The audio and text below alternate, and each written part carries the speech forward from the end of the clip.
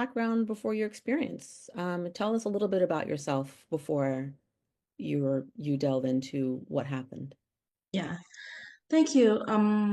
So I was I always been a joyful person, a happy person. I love music. I'm a singer actually, professional one. Um, also I've been studying engineering. I don't know if it means the same in English because here it's a French country, but yeah, I was studying engineering and I got my grade there.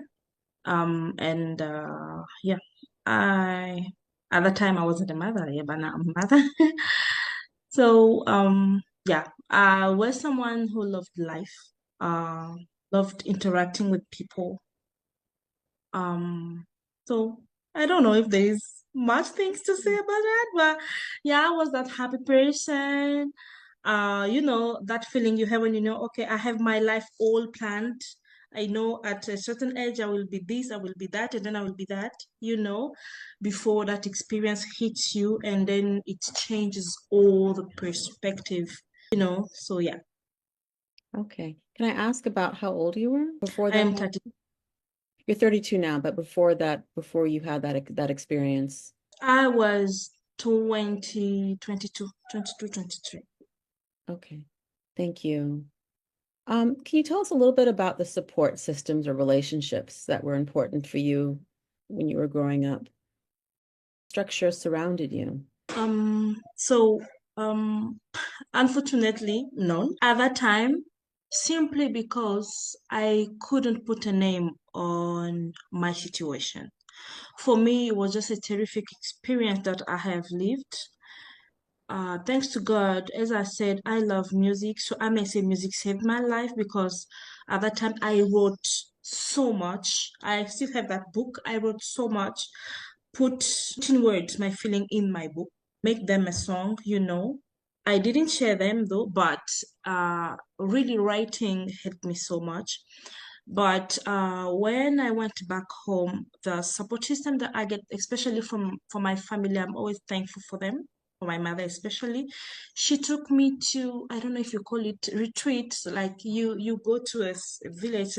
This village was a monastery. I don't know how you call it in English. Monastery. So yes, so I went there for 3 months, and I take my time to heal.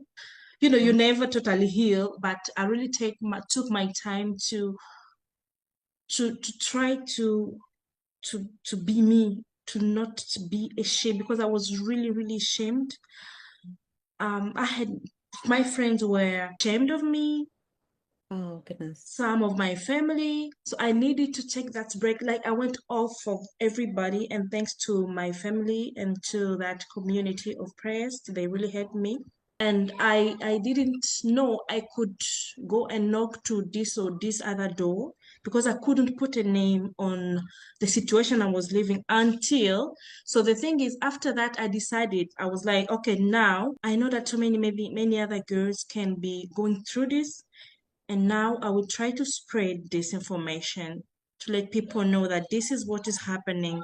And this is how I started my human rights. Sure. um, Sure. yes, this is how we started. I was like, okay, let me start doing this. People need to know what is going on. Until I met this one organization locally, and they were talking about human trafficking. And while they were explaining, I was like, this is exactly what I Oh, was in. This is how I really put the name on my situation. And that really, really helped me heal, knowing that this sure. is what I lived. And thanks to God, I'm healed now. So you mentioned your mother. You mentioned that you seem like you have a very strong support structure at home. Were you surrounded by, before the event happened, before this all happened, did you have a very strong community structure, a family structure before that happened? Yeah, I really had support system, which was my family, and even coming back home. Sorry for the noise. Maybe we can have a time. I can take the kid out so we have Okay. a calm conversation. It's fine. Can you It's please fine. Go ahead. think? I'm sorry again. Don't be sorry. No, this is an important role that you have as a mother, so I completely understand. So thank you for sharing a little bit about your background. And you started sort of talking a little bit about the sort of effect of the events on your life. And I'm curious to understand a little bit more about the experience. If you wouldn't mind sharing about your story with whatever you're comfortable sharing with. What happened? So yeah, as I was saying in the beginning, I'm a happy person. I dream a lot. Talking about dreaming, I'm dreaming of becoming, a millionaire, things like that. And that in my 20s, I was like, I'm gonna make a big money. Let me try to for life, try to do this small job here, small job there. And then I met this man, and he said that. So I was trafficked in country. So most of the trafficking are out of the country, most of it.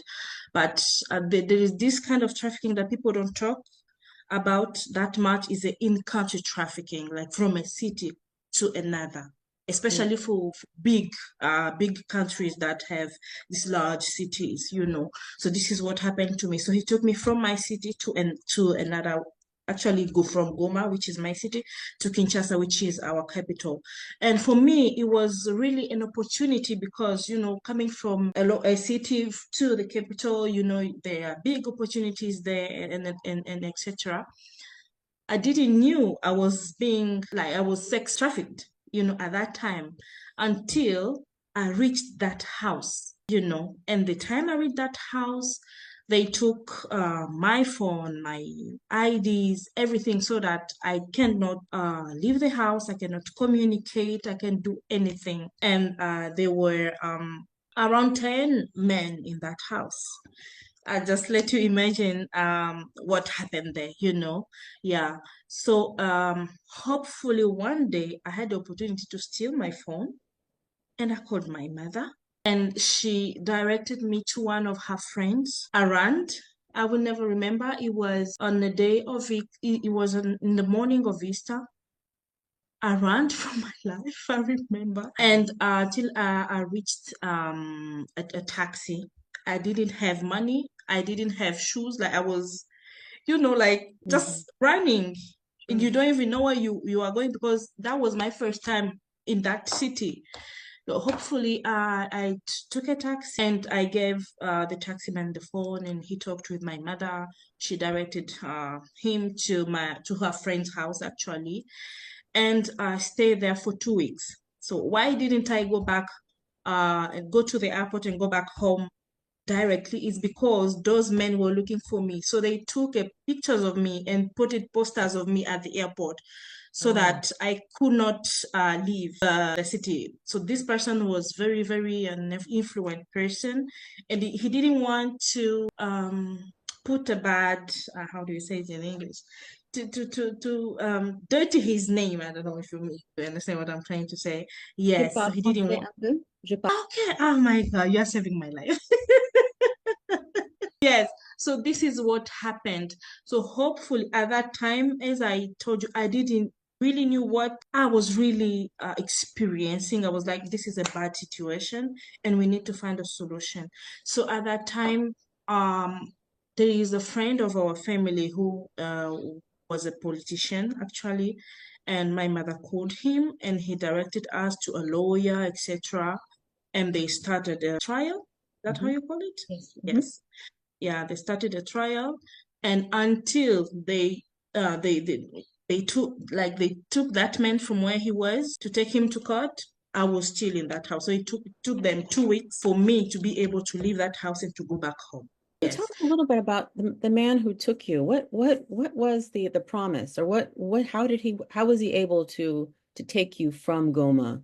I mean, what did he say, or what was the setup that you Yeah. understood at the So time? yeah. So at that time, as I told you, I was a musician. I was looking for someone to promote my art Mhm. so that I live from it and improve and etc.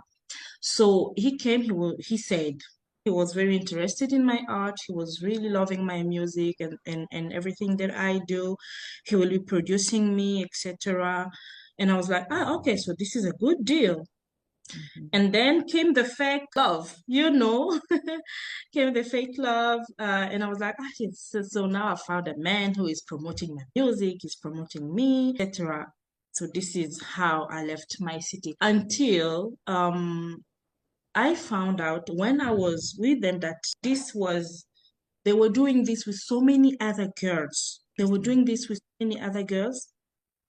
And unfortunately, um, I've never had a chance to meet one of them. Nobody knows where they are now. Thanks Mm. to God, now, as I told you, they started a trail and they gave him mesure de distanciation. I don't know how you call it in Oh, English. Uncle? Mesure de distanciation, um,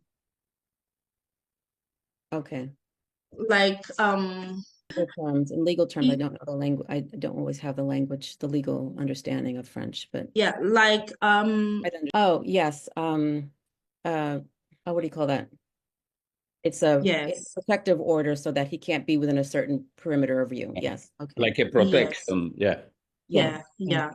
So for me, that is all I've got, unfortunately, which should not be the case, actually. Right now. And no, should not be the case. At that time, if I knew what I was going through, it should go to prison, actually, because that was trafficking. Yes. Yes. It should go to So, prison. wow, that's really quite an incredible experience.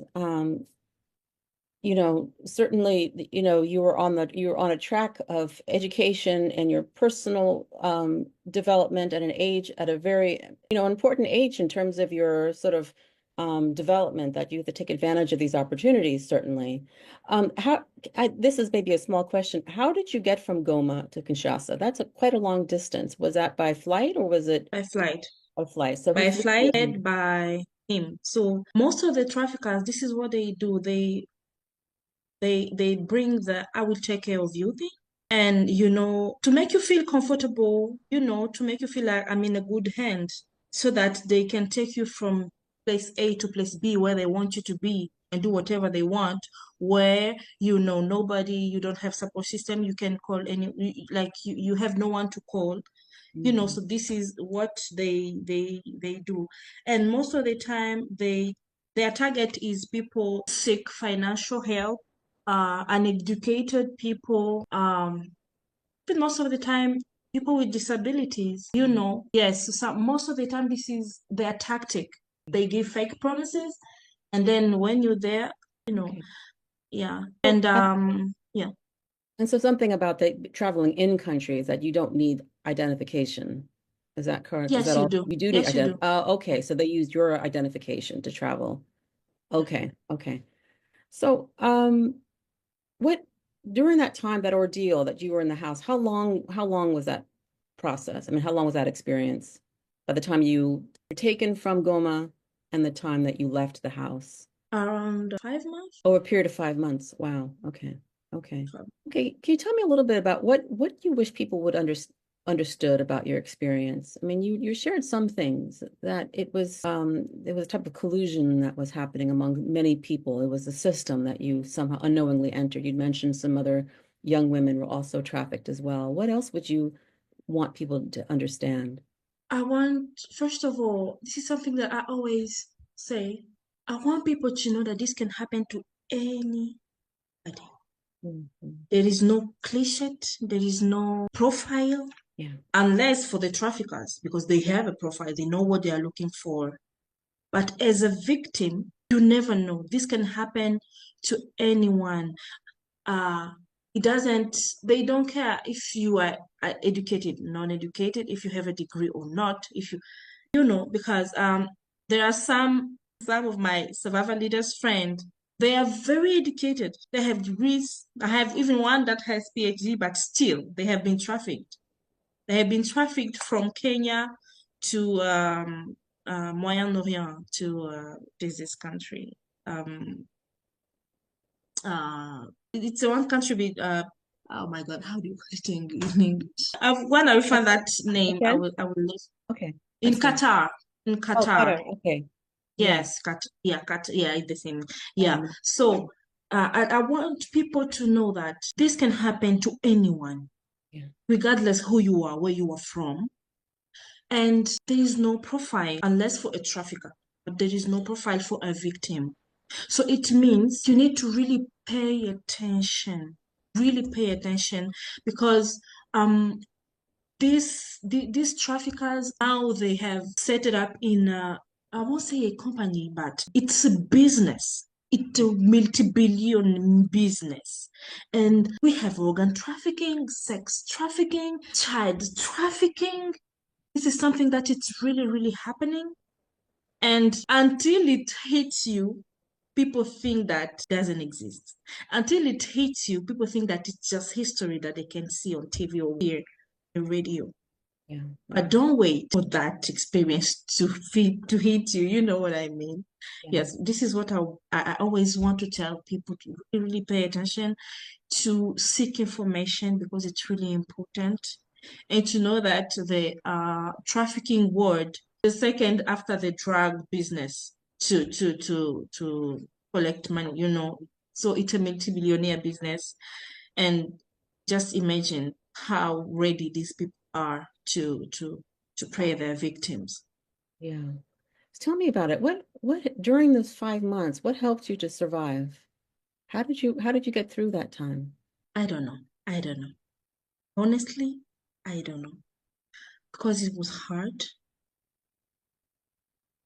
All my dreams, all my life, all my personality, I was a very proud person, I was a very proud person. Um, I was like, I was born to do great things. I was born to do, to be a big person. And suddenly you are locked in a room. You can't leave. You only leave to take a bath, to eat, and then you go back there. You know, so I really don't know how I survived. I don't know. For me, I always say it's a miracle. I don't know how I survived, but I'm here. And if I'm here, it's for a purpose. And I know maybe for sure to help other people to not pass by the same experience that I went through, to help Yeah. them not feel the way I felt. I know some of my fellow peer survivors went to worst. Some they lost their lives. Some cannot give birth anymore because their organs are damaged. But I'm thankful to God. I really don't know how I survived, but I did it. I did it, and I'm so grateful for the gift of life that I have. Yes, clearly, clearly. Thank you so much for sharing that. You had mentioned, I'm gonna skip around a little bit, but it you'd mentioned some of the misconceptions about trafficking and your experience around trafficking that you wanted to correct, that it can happen to anybody, that you really, regardless of your background, education, hopes and dreams, that is, a profile that anyone can be trafficked. You'd mentioned that some people experience sex trafficking, organ trafficking, other types of trafficking, but you also mentioned something about the trafficker. And you had mentioned that that is of a particular profile. Can you tell me a little bit about what is that profile? So most of the time, so I'm saying this by experience, according to the case that I have been working on since now I work with Free the Slave, which is a anti-human trafficking organization, and I am their DRC program coordinator. Mhm. So according to my experience, it's all depend on the order. Let's call it that way because The what?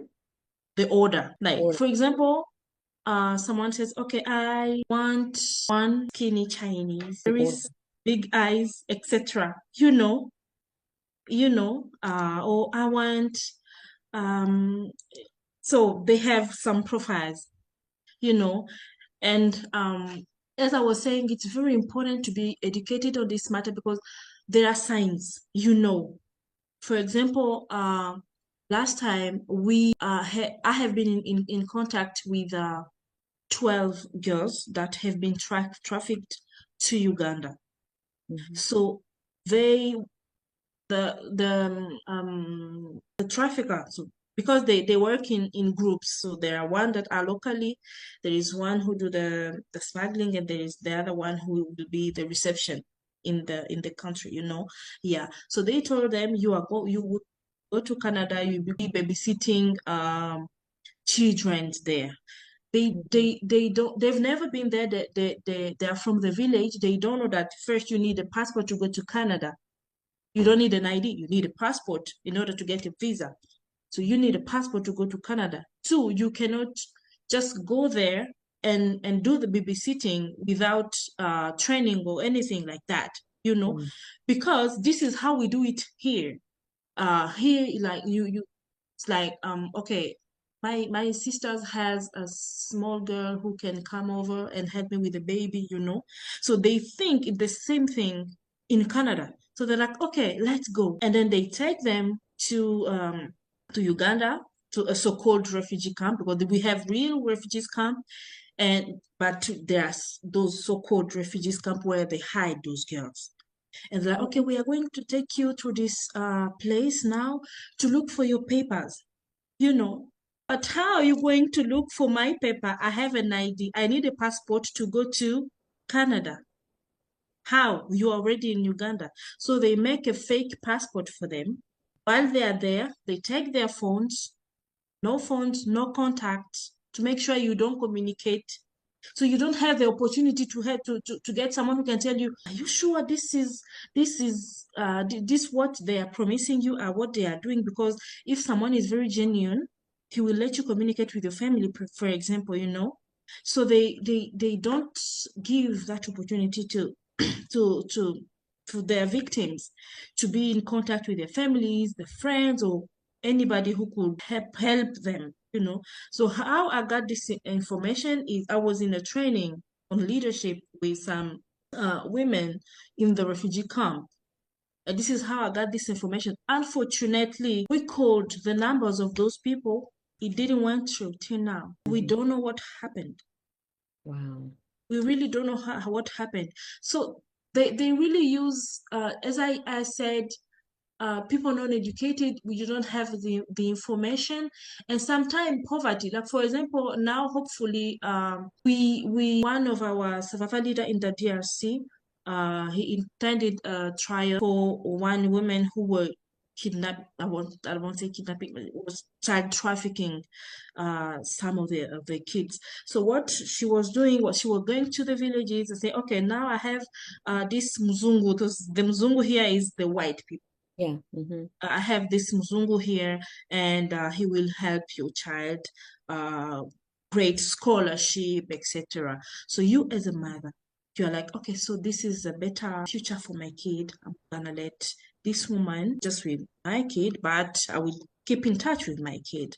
So what she does, so she would leaving the villages, going to the capital, doing the fake paper document for the kid, adoption, yeah, Hmm. and start the adoption processes, find the fake parent for the kids, and take the kids to Belgium. This is what was happening. So they have very different tactics that they use, but they have the same schema.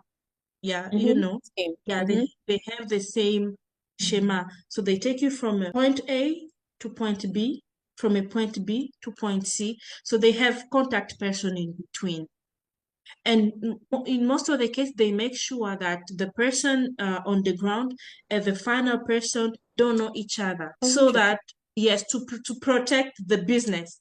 So the middle person is the one, the trafficker in charge most of the time. And unfortunately, in this case that I was talking about, child trafficking, the parent who did the adoption didn't knew about this. They did not knew about this. I will share a link with you. There is even a documentary about this thing.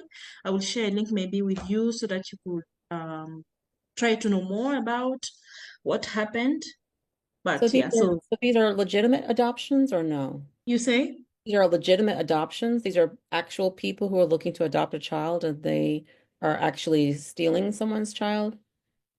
So the people who were adopting the child were in Belgium. Oh, I see. Okay. So they want to adopt officially. officially in the And these women create a fake portal, yes, yeah, so when they're contacting the company, they know it's a right one. You know what I mean? yes, yes. Yes. So they know they're doing things legally. But here on the ground, it's another story, It's you know. okay, yeah.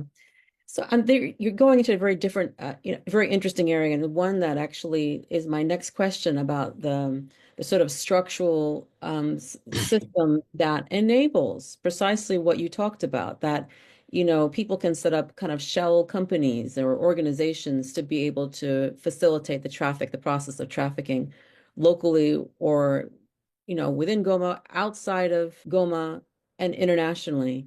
And how what if you can step back a little bit, maybe, look at it from a forest to the trees perspective, what do you think these systems are doing to perpetuate modern day slavery? I mean, Can you what can you repeat, tell me a little please? bit about that? Sorry? Can you repeat, please? Sure. So sorry. So we were mentioning you're providing a little bit of an insight into the system, the schema that you had mentioned that perpetuates the modern day slavery. Can you tell us a little bit about, is it a governance structure? Is it a lack of governance? Are these organizations profit driven? I mean, what about the overarching system that exists maybe in DRC or in Goma that enables trafficking to happen? People look, Um, for example, if it's an official government, do they look the other way? For example, they say we're not going to bother with that. It's a domestic issue. What enables this system to perpetuate? so the thing is, there is only less than 2 years we have now a law on trafficking. Only 2 years now have a law that condemn on trafficking. Did not have that before. In 2 years, you've had a law. Okay, okay. Oh, interesting. We did have a law on sexual violence, etc., Mm-hmm. but we did not have a law on human trafficking. So just imagine these people were just free doing their business. They were just free doing their business. And the second point is, as I was saying, it's a multi-billionaire business. It's not a business for common people. This makes victim at a certain point very effortless in a way that it's powerful people run this business. Very powerful people, extremely powerful people. They're You know, even afraid to start a trial because you know how corrupt the DRC are.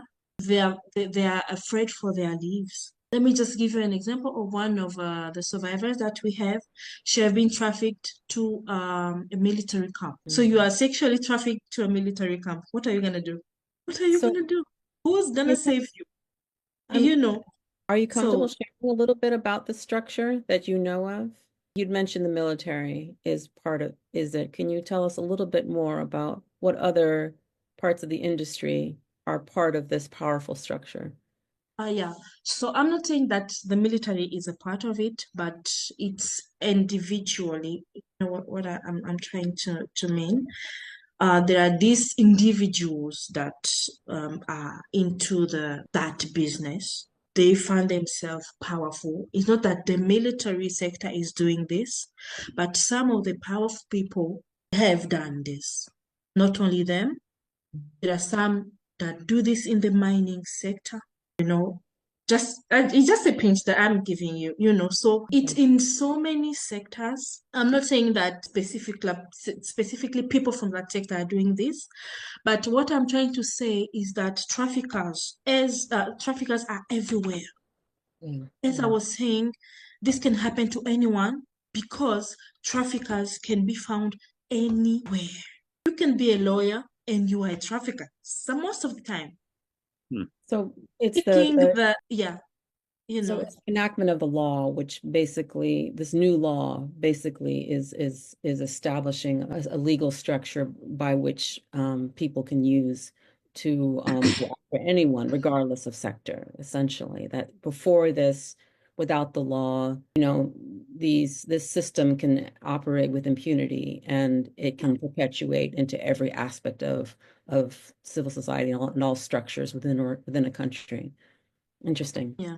Okay. So, But the thing is now I had the privilege to be a part of the task force for the Alliance 8.7, which is countries united to combat human trafficking, modern slavery, decent work.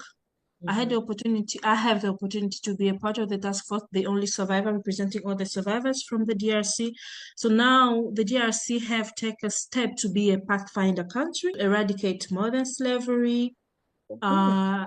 Yes, now we have a presidential council to human trafficking, modern slavery, and recently we have been working on a new law to elaborate the minimum age for a child allowed to work.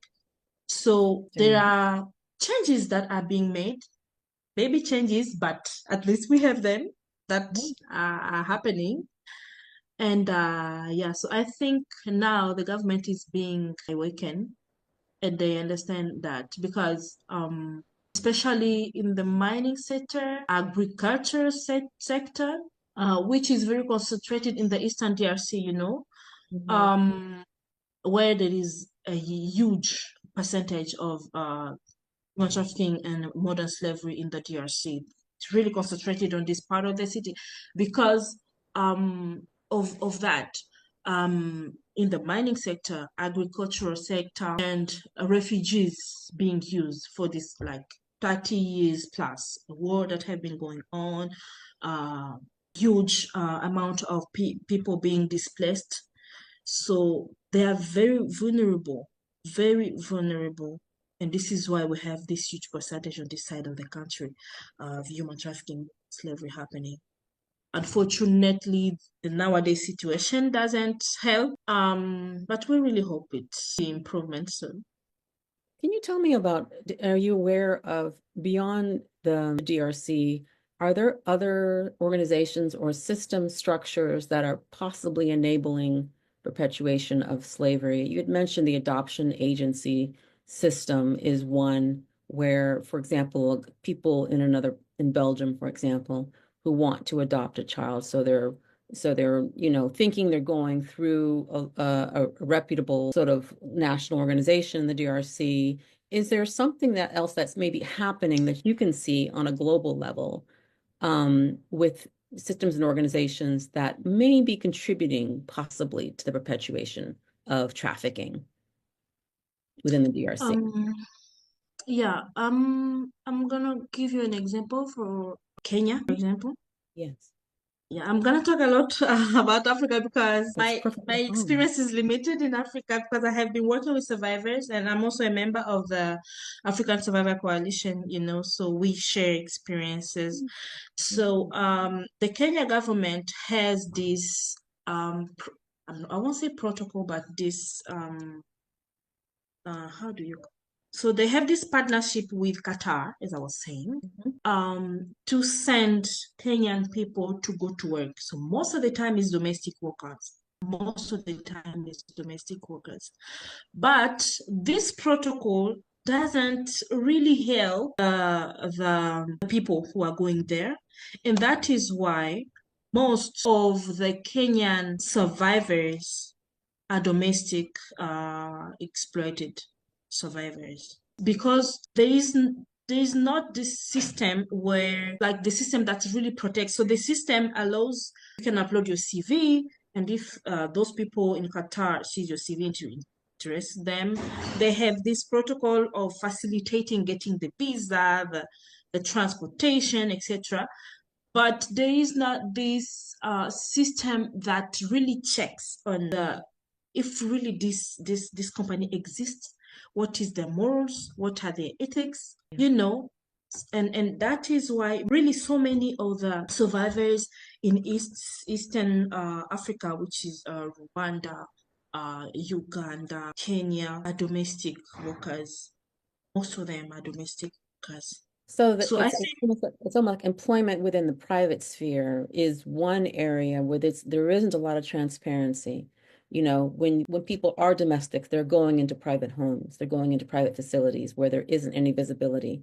And that makes complete sense that there isn't any sort of law that prevents someone who's an employer from, being able to abuse the relationship that he has or she has with their employee. So are there other types of industries that you feel like are benefiting from trafficking? You mentioned mining, for example, the mining sector. Yeah, the mining sector, for example, I won't say trafficking, but slavery. But slavery in the mining sector, Mhm. for example, um, they mostly dig into they dig Mhm. Yes. to the and it's small tunnels, right? And most of the time they use children to go into those because it's very tiny, I may Yes. say, Yes. so they can fit in it. So most of the time they use children to kind of éclaireur. I don't know how you call it in English. Mm-hmm. Is éclaireur? Okay. Go ahead. Yeah, yeah. So to make sure they're going into the right direction. There is no risk of erosion, etc., of the soil, etc. But they are putting these kids in danger. So the thing is, especially in the mining area where they're using these children, um, so first of all, these areas are areas controlled by rebels. So uh they either parents, okay, don't have choice, so they just come in the village and say, you come here, do this. So this is the thing that is happening, and not only in those minings. For example, in the cocoa plantations in the Eastern DRC, that same thing is happening when they do the récolte of cotton. Mm-hmm. Yeah. So yeah, they who use the kids for their small hands to go and do the, la récolte. I'm sorry. And they take them by force. They don't pay them. So really child exploitation on the highest level. Children are being recruited in the rebel, like, sorry, they're being recruited by rebels. So, as I was saying, traffickers are very diverse. They are very diverse. They are in I won't say in every sectors because I don't have yet experienced that. But what I have understood, they only focus on the result, which is trafficking you. Yeah. Yeah. Okay. Sorry So that if I sorry that I have to leave. Thank you, Bernadette. Okay. Thank you, Carlos. Thank you very much. We'll see Pleasure. you Thank you. later. Okay. Okay. Thank you. Okay. I just have a couple of other questions, if you don't mind. You could tell me a little bit about what attitudes or beliefs or aspects of culture identity that also perpetuate this concept of the system of modern day slavery. I mean, what things are just considered acceptable, or what are there things that are just believed without really fully understanding the system? there is this cultural practice that is, but hopefully now it have been talked about a little bit more, is sexual incision, that the right. So it is an Eastern culture. How do they say in English? Titfi. Yeah, it's Michil. They are doing this to most of the time. So we knew that was their culture, but we didn't know the story behind it. So the thing is, they mostly do that to marry those small girls to their chosen partners and to make sure so the mutilation is just to make sure they don't feel anything. I don't know if you got me. In a way that so there is no really feelings and all of that. yeah, yes. So it kind of prepare you to be a machine. You know what I mean? Yes, to be an adult or a mother, a wife. Just yeah. So this is a cultural thing that have been happening, but hopefully now people are talking about this. And I hope the most we talk about it, the situation changes. The second point I wanted to talk about, I don't know if it's a cultural thing, but I will exactly like to talk about a religious thing. So we have these gurus, religions gurus, these prophets, Mhm. whom people trust blindly. really blindly and who are perpetrating modern slavery in their churches. They are trafficking kids. They are doing the same business that I was talking about, the child trafficking, fake papers, fake adoption, etc. So they target the poorless families in their churches and be like, oh, now I have this person who wants to help you, will take your kid to Europe. Just don't ask, I have money. They will give you money. And even if you are not no anymore in contact with your kid, at least you know he is in a good hand. So as you believe the prophet, just do that. You have no choice. So we have so many cases of it, and it's one of the worst cases that we have dealt with, because most of the time when you encourage this victim, this parent actually, to start a trial, they are going up and down, because it's plays with their faith. Like and like, if I do that, God will not be happy. And then you have all the church behind the prophet, and if you go the opposite, you have all the church against you. So most of the time, you encourage them to start a trial, they start it, and then in between they're like, I just don't want to continue. So it really feels bad, but you cannot do or start a trial, somebody else's trial, if they don't want.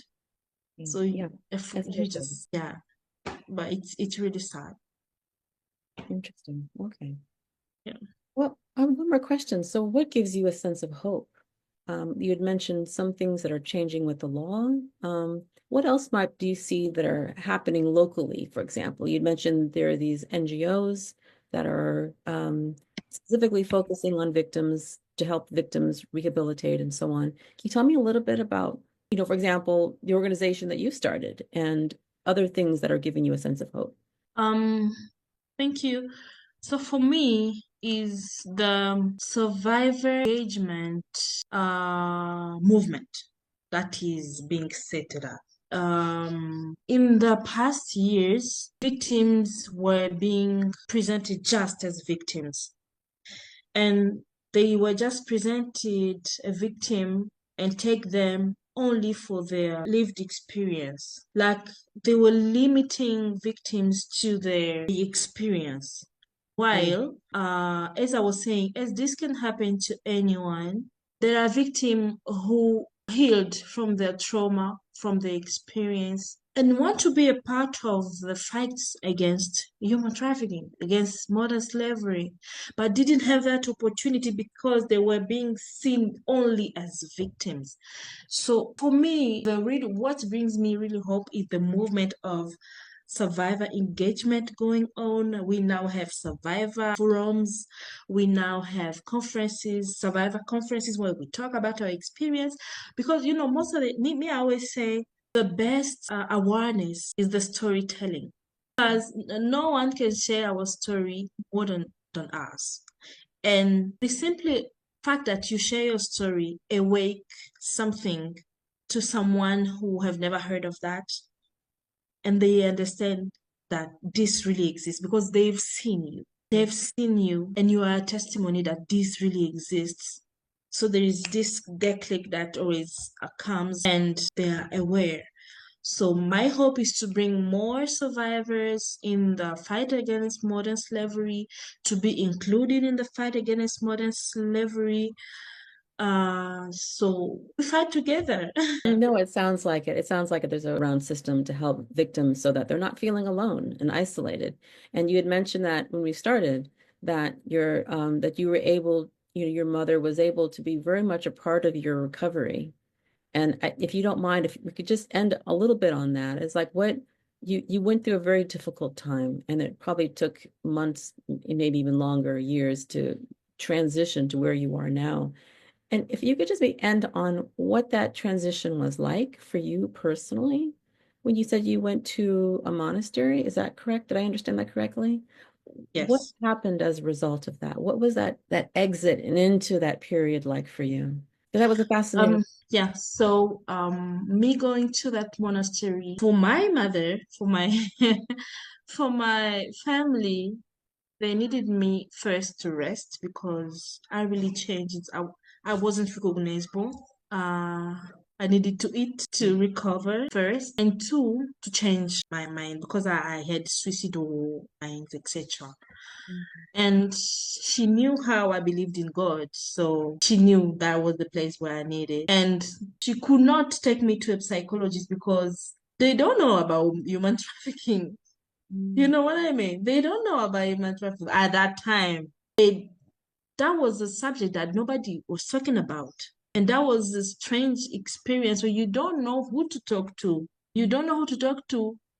And I wasn't even able to share anything. I was ashamed of myself.